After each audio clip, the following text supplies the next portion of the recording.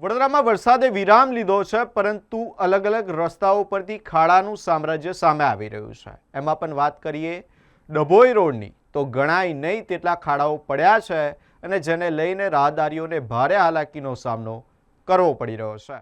વડોદરા શહેરમાં મેઘરાજાએ વિરામ લેતા લોકો હાશકારો અનુભવી રહ્યા છે, પરંતુ શહેરના રોડ રસ્તાઓ પર પડેલા અસંખ્ય ખાડાઓ વાહન ચાલકો માટે માથાના દુખાવા સમાન બન્યા છે। ખાસ કરીને પ્રતાપનગરથી યમુના મિલ થઈ ડભોઈ તરફ જતો મુખ્ય ડભોઈ રોડ હાલ અત્યંત બિસ્માર હાલતમાં ફેરવાઈ ગયો છે। રસ્તા પર ઠેર ઠેર પડેલા નાના મોટા ખાડાઓના કારણે વાહન ચાલકો અને રાહદારીઓ ભારે હાલાકીનો સામનો કરી રહ્યા છે। સ્થિતિ એવી છે કે કદાચ આકાશના તારાઓ ગણી શકાય, પરંતુ ડભોઈ રોડ પરના ખાડાઓની ગણતરી કરવી મુશ્કેલ બની ગઈ છે। ખાડાઓને કારણે અકસ્માતનો ભય સતત સતાવી રહ્યો છે। ખાસ કરીને ટુ વ્હીલર ચાલકો માટે રસ્તો વધારે જોખમી બની ગયો છે। વડોદરા મહાનગરપાલિકા દ્વારા શહેરના માર્ગો અંગે કરવામાં આવતા વિકાસના દાવાઓની પોલ આ રસ્તાઓએ ખુલ્લી પાડી દીધી છે। વરસાદ બાદ રસ્તાની સ્થિતિ વધુ ખરાબ બનતા સ્થાનિકોમાં અને દૈનિક અવરજવર કરતા લોકોમાં ભારે રોષ જોવા મળી રહ્યો છે। સ્થાનિકોનું કહેવું છે કે વારંવાર રજૂઆતો છતાં તંત્ર દ્વારા કોઈ કાયમી ઉકેલ લાવવામાં આવ્યો નથી। બીજી તરફ મહાનગરપાલિકાના જવાબદાર અધિકારીઓ અને ચૂંટાયેલા પ્રતિનિધિઓ આ સમસ્યા પ્રત્યે આંખ આડા કાન કરી રહ્યા હોય તેવું લાગી રહ્યું છે। ખાડા એટલે સાહેબ આ રોડ ઉપર હું 35-36 વર્ષથી રહું છું, જ્યારથી આ જૂનામાં જૂની સોસાયટી અમારી મહાનગર વિસ્તાર છે।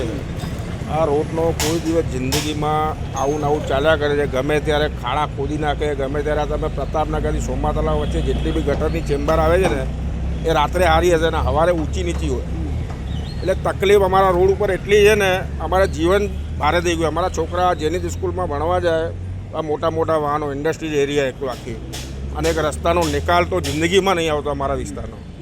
તમારા માધ્યમથી હું જણાવવા માગું છું, આ ભાજપના કોર્પોરેટર હોય કે ધારાસભ્ય હોય કે એમએલએ હોય, એમને અહીંયા બોલાવો ને આ રસ્તા ઉપર એમને કહો કે જાય તો ખબર પડે તમારી ગાડીનું મેન્ટેનન્સ કેવી રીતે આવે છે। આજે અમારે બૈરા છોકરા, મારી છોકરી હમણાં અઠવાડિયા પહેલાં આ રોડ ઉપર પડી ગઈ હતી, સાયકલ લઈને સ્કૂલે જતી હતી, એને પગમાં ફ્રેક્ચર થયું છે।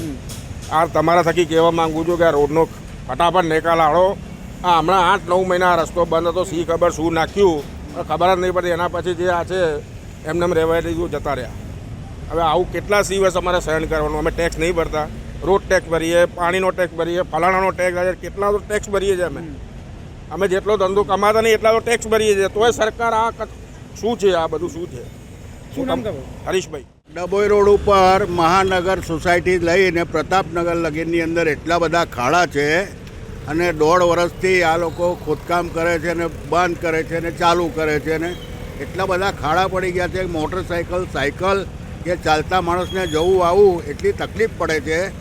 કોર્પોરેશનના કોઈ સત્તાવાળો આ બાજુ આવીને જોતા નથી, બરાબર? એટલે અમારે એક વખત તારા ગણવા હોય તો તારા ગણાય, પણ ખાડા ગણાય લાગે છે? અરે તારાને તો આપના તારા ગણતાય વાર લાગે, પણ એટલા અહીંયાથી ખાડા છે કે ગણતા બી વાર લાગે, અને કલાકો નહીં વર્ષો વીતી જાય તો એ દર વર્ષે આ ખાડા તો આવા રહેવા રહે જ છે, બરાબર?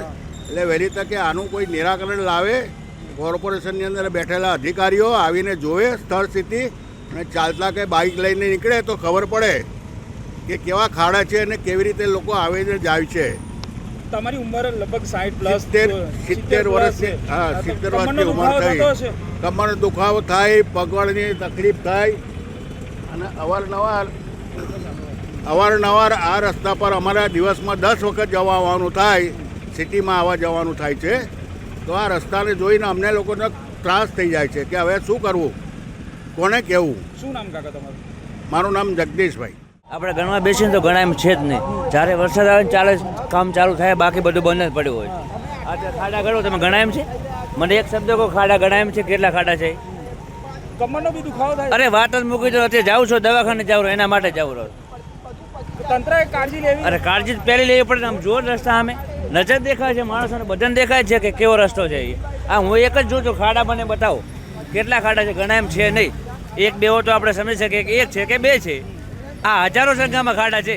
તમે ગણવાની વાત કરી, પણ જે રીતે પેલું આપણે કહીએ છીએ કે આકાશમાં ગણાય નહીં એટલા તારા છે, એવી રીતે વડોદરા શહેરમાં ગણાય નહીં તારાઓનું, જે ખાડાઓનું સેન્સસ કરવા બેસો તો એકવાર કદાચ તારા ગણાઈ જાય પણ ખાડા ગણાય એવું નથી. વડોદરા શહેરની જે પરિસ્થિતિ છે એ એટલી ભયાનક થઈ ગઈ છે કે લોકોના મૃત્યુ ગઈકાલે પણ એક માર્ગ અકસ્માત થયો અને મેં જે વિડીયો જોયો એની અંદર એક ખાડામાંથી જ એ ગાડી સ્લીપ ખાધી અને બેન પડીને નીચે પાછળ રોલરની એનામાં આવી ગયા. પરિસ્થિતિ એટલી ગંભીર છે કે વડોદરા શહેરના જે સત્તાધીશો છે, જે અધિકારીઓ છે, એમને આનાથી કોઈ ફરક નથી પડતો. એ એસી કેબિનમાં બેસીને મસ્ત છે, રેનકોટ પહેરીને જે પર્યટન કરવા નીકળે છે, જે વરસાદમાં બહાર નીકળવાનો જે દેખાવો છે એ માત્ર દેખાવો છે. વડોદરા શહેરની જનતાની સમસ્યાઓને એમણે કોઈ લેવા દેવા નથી. તમે આ રોડ પરની પરિસ્થિતિ જોશો તો ખાડા ગણવા બેસો તો કદાચ વસ્તી ગણતરી માટે લગાવાયેલો બધો સ્ટાફ અહીં લગાડવો પડે. આ જ રોડ પર એટલા ખાડા છે. પરિસ્થિતિ ખરેખર એટલા માટે ગંભીર બની જાય છે કે વડોદરા શહેરના જે રોડ રસ્તા છે એનું કામ કરનારા જે અધિકારીઓ છે એ અધિકારીઓ બિલકુલ ગંભીર નથી. એમણે પોતાનો માવો મલીદો જે મળે છે, એમને કમિશન મળે, ટકાવારી મળે, કરપ્શનના જે પૈસા મળે છે એનાથી એ લોકો સંતુષ્ટ છે અને એટલા માટે વડોદરા શહેરના જે ખાડાઓ છે એ પૂરવામાં એમને કોઈ રસ નથી.